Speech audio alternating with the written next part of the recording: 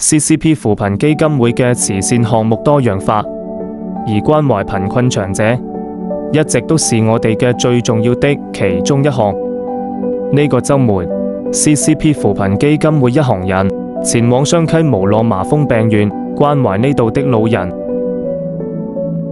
攞個麥嚟講嘛，冇麥哦，你有咁樣講嘅，下次我租麥嚟，喺呢度唱歌嚟冇？係咪？跟住嚟我就介紹我自己啊，我姓余嘅，余人生嗰個余，你叫我余小姐啦，靚冇？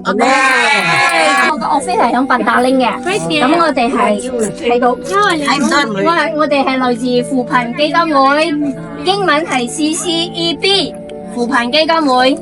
咁我今日咧呢啲嘢咧係我其中一個大事頭啦，着黑衫呢個靚仔啦，你見過㗎啦，係咪？見過未㗎？唔該晒，你都見過佢啊？大事頭，LV 靚仔，呢個又係我事頭，呢個叫麥德靚仔。咁呢個白衫呢個靚女咧就 Vivian 姐姐啊，個攞住風扇呢個妹妹仔係我女嚟嘅。仲有呢個阿明哥哥啊，呢個又係我嘅其中一個事頭嚟嘅。今日呢啲嘢咧，佢哋兩個係贊助嘅。仲有我哋扶貧基金會贊助嘅。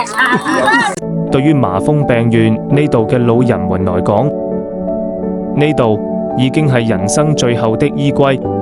好少人知道呢啲白髮蒼蒼、行動緩慢的老人，當年也曾是年輕人。隨着時光流逝，佢哋從年輕走到年老，如今走路步履蹣跚，有的拄着拐杖，有的需要別人攙扶。這一天 ，CCP 扶貧基金會為佢哋準備了簡單的物資，餅乾、麥片、咖啡和雞蛋。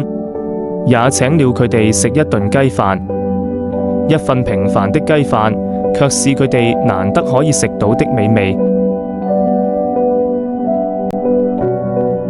當我攙扶着呢位老人家時，心裏湧上一種講不出的無奈與難過。那一刻，我深深感受到，原來自己係如此的簡單幸福。至今，仍有部分老人長期居住在醫院的舊式病房裏，病房係佢哋的家，也係佢哋人生最後的歸處。只係希望在佢哋人生的最後一段路上，俾佢哋知道，佢哋冇被遺忘。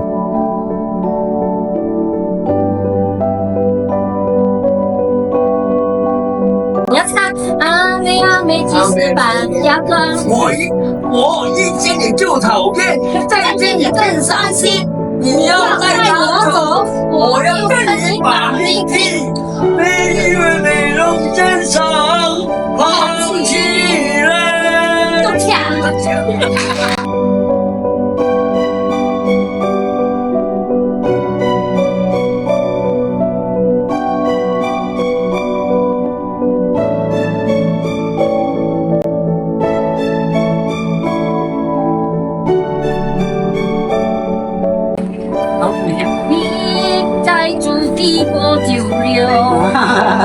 谢谢你了。啊，不客气。你拿着刀来吃哈。记得吃哦。